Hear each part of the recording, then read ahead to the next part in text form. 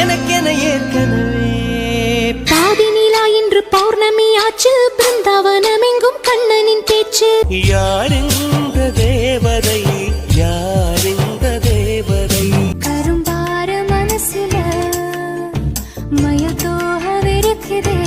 முன் பனிய முதல் மழைய என் அன்பே என் அன்பே சொல்லாமல் தொட்டு செல்லும் பெண்கள் சமையலறையே. ஓ மனமே, ஓ மனமே, நானாக நான் இருந்தேன், நீ வந்தாய் நீயானே. ஒரு கிளி காதலில் அழகா கையழகா கண்ணாலே